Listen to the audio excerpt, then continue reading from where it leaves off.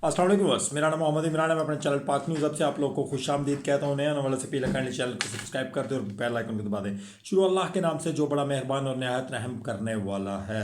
Viewers, बात का आगाज़ करेंगे मौलाना फजल रहमान साहब और पीपल्स पार्टी यानी कि आसफ अली जरदारी साहब के बेटे का और मौलाना फजल रहमान साहब का गठजोड़ हो चुका है। आने वाले दिनों में इसकी तफसीलात आपके सामने रखी जाएंगी। तालिबान से मुज़ाकरात के लिए ख्वाजा आसिफ साहब जो हैं वो इस वक्त कतर में मौजूद हैं, और दूसरी जानब से जो है वो मुल्ला याकूब साहब जो हैं वो मुज़ाकरात होंगे। इसमें हमारी इस्टेब्लिशमेंट के लोग भी शामिल हैं और इसमें और भी काबीना के लोग शामिल हैं। प्राइम मिनिस्टर साहब और जो एडवोकेट जनरल हैं चीफ जस्टिस साहब के, ये ज़्यादा पावरफुल है या फिर बाख्तियार है ज़्यादा जो जेलर है अडयाला जेल का? इन दोनों में से या तीनों में से कौन ज़्यादा बाइख्तियार है, इसके बारे में बात करेंगे। और टीएलपी को बैन करने का मुकम्मल बंदोबस्त कर लिया गया है। केपी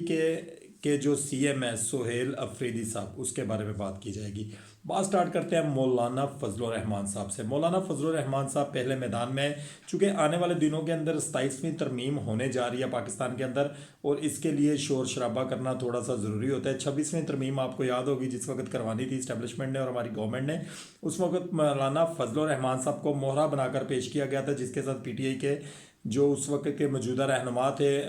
गौहर साहब भी जिसमें इन्वॉल्व थे, और बहुत से ऐसे रहनुमाओं की मुलाकातें करवाई गई थी मौलाना फजल रहमान साहब से, और उनको मीठी रोटी खिलाई गई थी। यानी कि मौलाना फजल रहमान साहब की तरफ से मीठा खिलाकर उनको साइड पर लगा दिया गया था, और उसके बाद 26वीं तरमीम कर दी गई थी। और 26वीं तरमीम होने के बाद मौलाना फजल रहमान साहब ने पार्लियामेंट के अंदर आके छोटी मोटी सी नोक झोंक की, बस उसके अलावा कुछ भी नहीं हुआ। अब मौलाना फजल रहमान साहब और पीपल्स पार्टी का गठजोड़ जो है वो सामने आ रहा है। ये गठजोड़ जो है, एक तो ये 27वीं तरमीम करवाने के लिए है कि पाकिस्तान के अंदर जो आने वाली 27वीं तरमीम है उसको बआसानी जो है वो मंजिल मकसूद तक पहुँचाया जाए। और इसके साथ साथ जो कमिटमेंट पीपल्स पार्टी के साथ की गई थी कि 2 साल की गवर्नमेंट जो है वो शहबाज शरीफ गवर्नमेंट करेगी, उसके बाद पीपल्स पार्टी को, यानी कि जो आसफ अली जरदारी साहब है वो अपनी ज़िंदगी के अंदर अपने बेटे बिलावल भुट्टो साहब को वज़ीर आज़म की कुर्सी पर देखना चाहते हैं, और कमिटमेंट भी यही तय हुई थी कि 2 साल के बाद बिलावल भुट्टो साहब को जो है वो पाकिस्तान का प्राइम मिनिस्टर बनाया जाएगा। अब इसके लिए इनका ये जो बंधन बनने जा रहा है दो पार्टियों का, जेयूआई का और इसके साथ ये पीपल्स पार्टी का, ये जनाब ऐसा बंधन है जो इस गवर्नमेंट को ले डूबेगा। ये बताया गया है हमारे ज़राए की तरफ से कि मौलाना फजल रहमान साहब अब टीएलपी के बाद आने की तैयारियां कर रहे हैं इस्लामाबाद के अंदर। क्या जो हुस्न सलूक ही मैं इस चीज़ को कहूँगा, क्योंकि उसमें ये कहते हैं कि हमारी तरफ से नफ़रत कोई नहीं थी इन लोगों के साथ, हमने तो हुस्न सलूक के साथ इनके साथ पेश आना था। चूँकि इन्होंने ये दहशत गर्द थे, इन्होंने आगे से कोई ऐसी कार्रवाइयाँ करने की कोशिश की जिसकी वजह से गवर्नमेंट को, पंजाब गवर्नमेंट को इनके ऊपर डंडा बरसाना पड़ा और स्टेट फायर करने पड़े, जिसकी वजह से लोग जाँ बहक हुए। और पंजाब गवर्नमेंट की तरफ से जो पुलिस इसके ऊपर कारबंद थी, और वो भी, इसमें उनके भी लोग ज़ख्मी हुए, और कुछ 4 से 6 लोग बताए जा रहे हैं जो शहीद भी हुए, और 65 के करीब इंजर्ड हैं, और कह रहे हैं कि वो परमानेंट इंजर्ड हो चुके हैं, ऐसे कि मतलब वो दोबारा से जॉब के काबिल नहीं हैं। अब पाकिस्तान के अंदर कशीदगी जो है वो बढ़ाने की कोशिश की जा रही है, ये प्राइम मिनिस्टर बिलावल भुट्टो साहब को बनाने की कोशिश में, और प्लस 27वीं तरमीम के लिए। क्या इनके ख़िलाफ़ भी वैसी ही कार्रवाई की जाएगी जो 9 मई को, या जो 26 नवंबर को, या फिर कश्मीर के अंदर, या फिर इस जो मुरीद के वाक़या हुआ है टीएलपी का, उसी तरीके से इनके साथ भी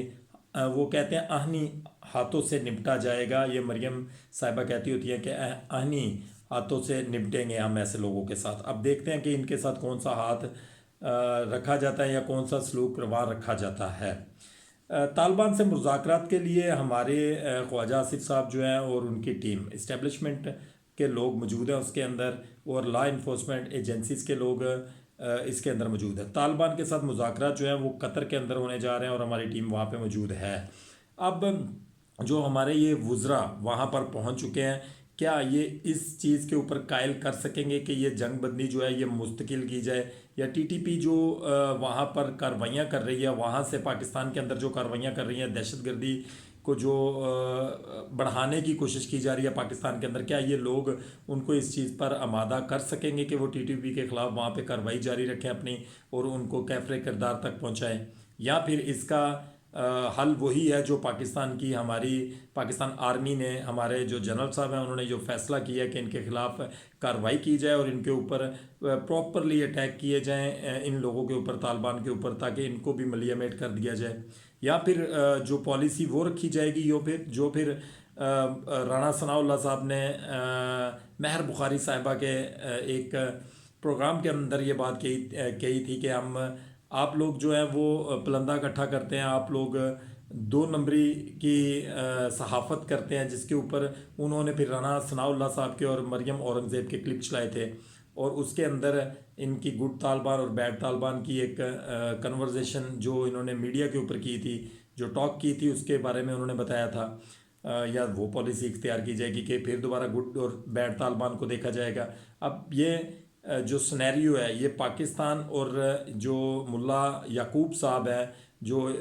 मुज़ाकरात के लिए कतर में पहुंचे हैं, जिनको सालिस बनाया जा रहा है कतर को, जिसके अंदर क्या ये उस चीज़ में कामयाब हो सकते हैं। मेरा ख्याल है कि बात वही है, आपने नोट किया होगा कि जिस वक्त भी पाकिस्तान की किसी के साथ कभी कशीदगी हुई है बॉर्डर्स को लेकर या कोई माशियत को लेकर या फिर कोई बिज़नेस कम्युनिटीज़ को लेकर, तो चाइना ने हमेशा पाकिस्तान का साथ दिया है। लेकिन इस वक्त आप ये चीज़ नोट कर रहे होंगे कि जिस वक्त कशीदगी बढ़ी है अफ़गानिस्तान और पाकिस्तान के दरमियान, जिस वक्त पाकिस्तान ने उनके ऊपर हमला किया तो उस दौरान चाइना ने ये बोला कि आप मुज़ाकरात करें, मुज़ाकरात के साथ बैठकर मामलात को तय करें, क्योंकि चाइना जो है वो अफ़गानिस्तान के साथ ट्रेड करना चाहता है, तो वो नहीं चाहता कि वहाँ पे उनके अफ़गानिस्तान के साथ आके ताल्लुकात ख़राब हो। सो उन्होंने भी बातचीत की बात की है। और दूसरी जानब सात समंदर पार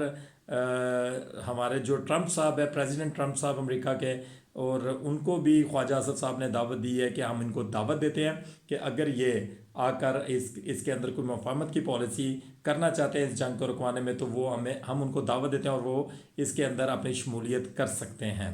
क्या हर पाकिस्तान के हर छोटे से छोटे काम के लिए अब शमूलियत के लिए प्रेसिडेंट ट्रंप साहब को बुलाया जाएगा? क्या वो आके सालसी का किरदार अदा किया करेंगे कि ये चीज़, इस चीज़ को ऐसे नहीं ऐसे कर दें, इसको ऐसे नहीं ऐसे कर दें, या फिर उनको पाकिस्तान का वज़ीर दाखिला या वज़ीर ख़ारजा लगा दिया जाए, प्रेसिडेंट ट्रंप से वो इस्तीफ़ा दे दें? कुछ ना कुछ तो फिर ट्रंप के लिए सोचना पड़ेगा पाकिस्तान की काबीना को, क्योंकि पाकिस्तान के जो प्राइम मिनिस्टर साहब हैं उन्होंने ट्रंप साहब की जो तारीफ़ की है और तारीफ़ के जो पुल बांधे हैं वो तमाम दुनिया के अंदर इस वक्त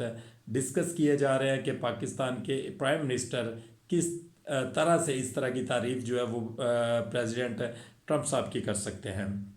अब पाकिस्तान की इस मौजूदा गवर्नमेंट को इन चीज़ों से कैसे निपटना है ये आने वाला वक्त बताएगा। टीएलपी को बैन करने के हवाले से जनाब ख्वाजा आसिफ साहब ने ये बोला है कि प्राइम मिनिस्टर साहब की मौजूदगी में इजलास हुआ है और उस इजलास के अंदर ऐसे तमाम तर दहशत गर्दों को बैन करने के मंजूरी दी गई है और तमाम तर सूबों को अब ऐसी तर्ज के ऊपर चलना पड़ेगा जो तर्ज जो पंजाब गवर्नमेंट ने अपनाई है, यानी कि जो सीएम पंजाब हैं मरियम बीबी, इन्होंने जो तरीका अपनाया है आहनी हाथों से निपटने का और तमाम तर सूबों को भी ऐसे दहशत गर्दों से, यानी कि जो ये जमातें हैं, ये जो हमारी मजहबी जमातें हैं, इनके साथ इस तरीके से निपटना चाहिए और इनको इनकी गिरफ्तारियाँ करनी चाहिए और अगर ये नहीं मानते तो फिर इनके ऊपर वही रूल्स अपनाना चाहिए जो मरीदके के अंदर पंजाब गवर्नमेंट ने अपनाया है। अब ये तो कंफर्मेशन कर दी गई है मरियम औरंगज़ेब की तरफ से भी और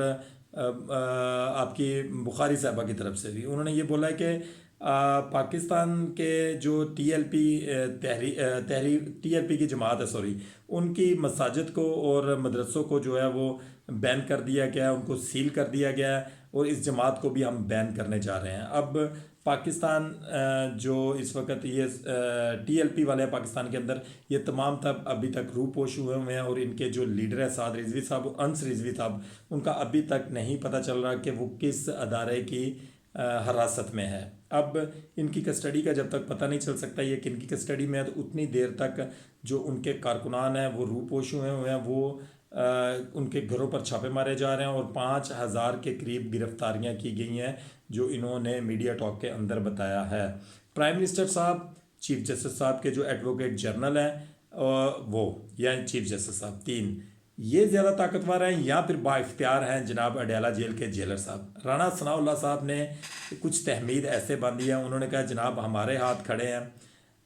अगर सुहेल अफरीदी साहब को इमरान खान साहब से मिलने का इतना ही शौक़ है तो वो आएँ और आकर इमरान खान साहब से मिलने के लिए अडयाला जेल के ऊपर हमला कर दें। चूँकि जिस तरह की इन्होंने तकरीर की है तो ये ख़ुदकुशी तो करना चाहते हैं, लिहाजा ये आएँ और आकर अडयाला जेल के ऊपर हमला करें और इमरान खान साहब को मिल लें। दूसरी जानब जो CM KPK साहब हैं, उन्होंने जनाब एडवोकेट पहले प्राइम मिनिस्टर साहब को रिक्वेस्ट की, उन्होंने कहा जी हम बात करके आपको बताते हैं। किससे बात करनी है ये नहीं पता, जेलर साहब से करनी है या फिर किसी ऐसे अदारे से करनी है जो हर दफ़ा पाकिस्तान तहरीक इंसाफ के लिए परमिशंस देते हैं मुख्तलिफ़ चीज़ों की। तो उसके बाद उन्होंने फिर सेकंड ऑप्शन अपनाया जनाब, उन्होंने जो एडवोकेट जनरल है पेशावर के, उन्होंने रिक्वेस्ट की उनसे कि चीफ जस्टिस साहब से हमें इजाज़त लेकर दी जाए कि इमरान खान साहब के साथ मुलाकात करवाई जाए। उसके ऊपर एडवोकेट जनरल साहब ने भी ये बात कह दी कि हम लोग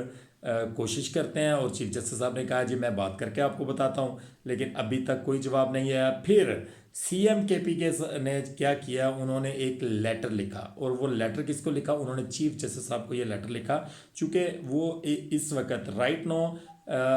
CM बन चुके हैं KPK के, और उनको अपनी इस वजारत को चलाने के लिए, CM शिप को चलाने के लिए उनको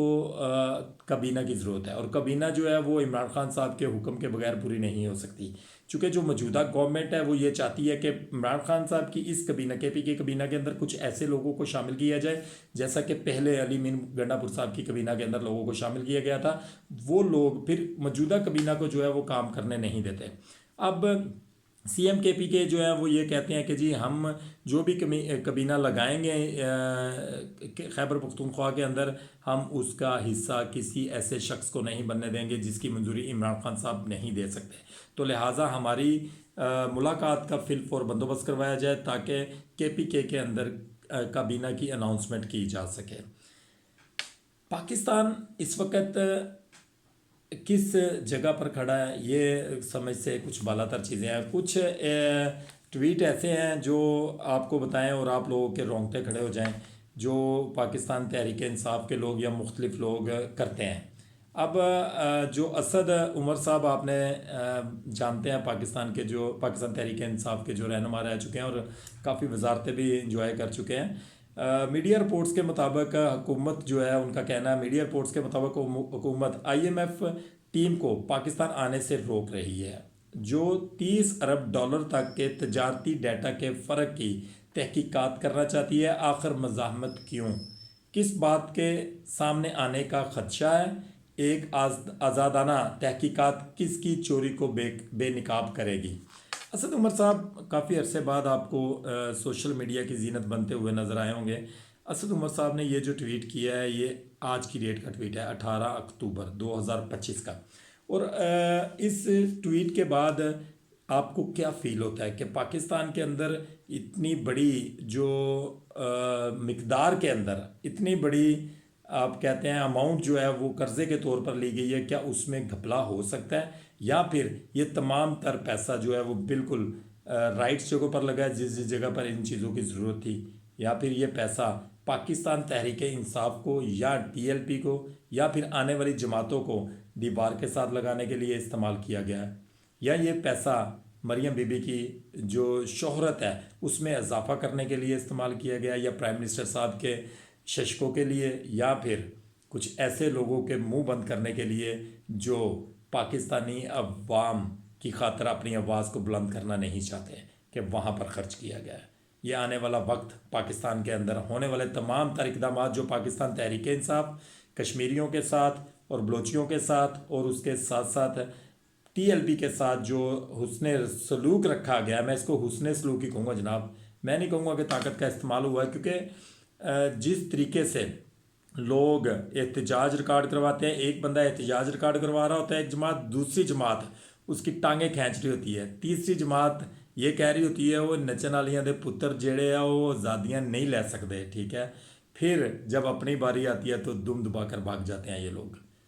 मेरी दुआ है कि अल्लाह ताला हमारे मुल्क के ऊपर किसी ऐसे हुक्मरान को मुसल्लत करे जो हमारे मुल्क को कानून, शरीयत और इस्लाम के मुताबिक चलाए। मेरी ये भी दुआ है कि अल्लाह ताला आपको और आपकी फैमिली को खुश व खुर्रम रखे, जहाँ भी रहें खुश रहें। पाकिस्तान जिंदाबाद।